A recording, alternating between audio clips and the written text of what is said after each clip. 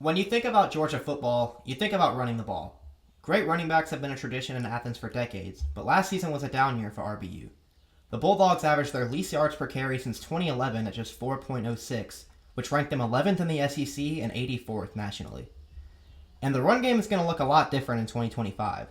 All three of Georgia's interior offensive line starters from last season have since moved on to the NFL, along with starting running back Trevor Etienne. Georgia's made it a point to improve the running game this season, and in this video we'll take a look at the personnel they have to try and determine whether or not the running game can bounce back in 2025. Like we already mentioned, Georgia's offensive line saw plenty of change this offseason. Not only did Tate Ratledge, Dylan Fairchild, and Jared Wilson go pro, but the two returning starters in Ernest Green III and Monroe Freeling are expected to flip tackle spots, with Freeling moving to left and Green playing on the right. On the interior, Drew Bobo appears locked in as the team's starting center after playing well in relief for Wilson last year, and veteran Micah Morris is finally making the jump to full-time starter at left guard. True freshman Juan Gaston reportedly has the leg up to start at right guard after fall camp, which will make him the first true freshman to start on Georgia's offensive line in Week 1 since Andrew Thomas in 2017. Michael Uini and Daniel Calhoun are also in the mix for that right guard spot, and it wouldn't be a surprise to see some sort of rotation form there as Georgia figures things out in the early part of the year. Georgia's offensive line had 3 day 2 picks on it last year, but still underachieved thanks in part to a slew of injuries. Almost every starter on the line was banged up at one point or another, especially Ratledge and Wilson, who both missed games. This prevented the unit from ever fully finding its groove, which in turn led to a running game that was inconsistent at best and ineffective at worst. The hope this year is that Georgia's mix of returning contributors and new blood on the offensive line can mesh together as a unit a lot quicker and stay healthier. Now let's preview the running backs. We'll start with sophomore Nate Frazier, who is expected to take over as Georgia's lead back after finishing his freshman year as Georgia's leading rusher due to Etienne missing some time. Frazier came to Georgia last fall as a 5-star recruit from Mater Dei who didn't enroll early in the spring, but he caught up fast and impressed in his first game, rushing for 83 yards on 11 carries against Clemson with Etienne suspended.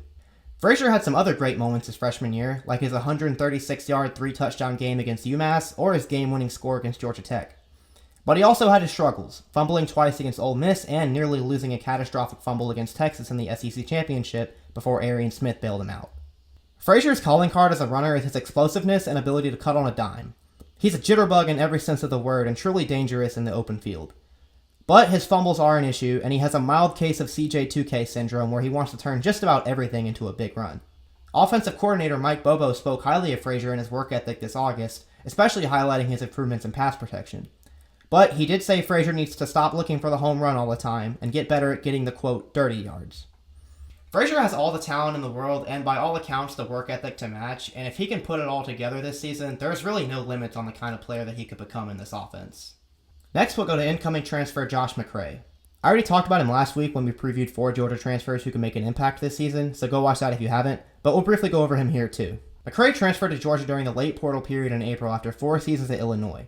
He rushed for 609 yards and 10 touchdowns in 2024 and was MVP of the Citrus Bowl. McCray is a bona fide bruiser at 6'1", 235 pounds, and he loves contact. With Roderick Robinson sidelined with injury for most of last year, Georgia's offense lacked a big power back last season. This made goal line and short yardage situations that much more difficult, which is never ideal in the SEC. That could be where McCray comes in. He could really be the yin to Frazier's yang in that regard, but he did miss some time this fall camp with an illness that's affected his conditioning. It might take a few games for him to fully integrate into the offense, but his physical style could be a big necessity once Georgia gets into the weeds of its conference schedule. Former walk-on Cash Jones is back for year 5 after carving out a nice role for himself last season. Jones only carried the ball 14 times all year, but emerged as a dependable receiving option out of the backfield. He showed up in some big spots, hauling in a huge touchdown against Georgia Tech in overtime, as well as Georgia's only score of the college football playoff. Jones is a bit limited as a runner and is kind of a dead giveaway that they're throwing the ball whenever he's in the game, but he's a legit receiving threat that teams need to account for. He might take a slight dip at snaps just because Georgia has more depth at the position this year, but don't count out Cash Jones to make some plays this season in his satellite role. Up next we have the previously mentioned Roderick Robinson II, who was very impressive at times during his freshman year but has mostly been riddled with injuries throughout his college career. Robinson is another large back in the McCray mold at 6 foot, 240 pounds, and has a ton of strength. He averaged 8 yards per carry as a freshman before turf toe and an ankle injury limited his 2024 to just 2 games and 4 carries. If Robinson is healthy this year, he could really seize that power back role in Georgia's offense, especially if McCray is not fully ready to go at the start of the year. And while it's definitely fair to wonder if his body can ever hold up for a full season, we've seen flashes of what he can do when healthy, and that's enough reason to not give up on him yet. Also competing for snaps this season are sophomore Dwight Phillips Jr., redshirt freshman Chauncey Bowens, and true freshman Bo Walker. Phillips and Bowens each made limited appearances as freshmen, with Phillips appearing in 6 games and Bowens 4 before redshirting. Phillips is a smaller back at 185 pounds who isn't great between the tackles, but he has a ton of twitch and some true track speed, being the son of Olympic sprinter Dwight Phillips Sr. He scored the game-sealing touchdown against Florida last year on his first career rush, and one of the coolest moments of the whole season was watching the team go crazy for the freshman that they nicknamed Peanut. Bowens might not have the same speed as Phillips, but he's listed at 225 pounds and is a smooth runner with a strong base and more elusiveness than he gets credit for. He looked impressive on G-Day and shouldn't be counted out as a contributor this year. Finally, there's true freshman Bo Walker, a 3-star prospect with a good combination of size and speed on paper.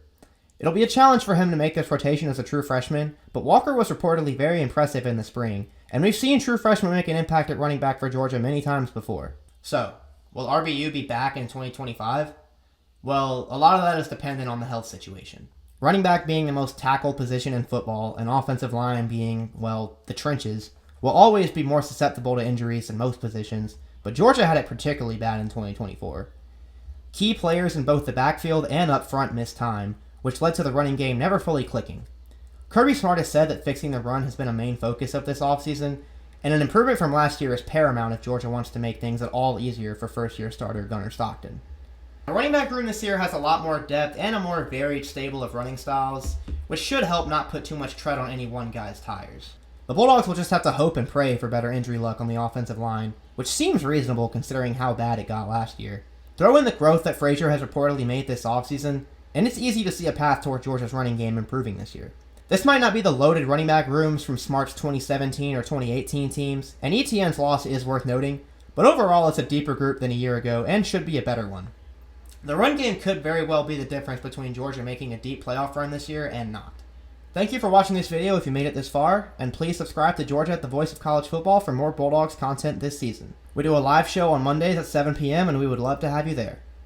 Have a good one.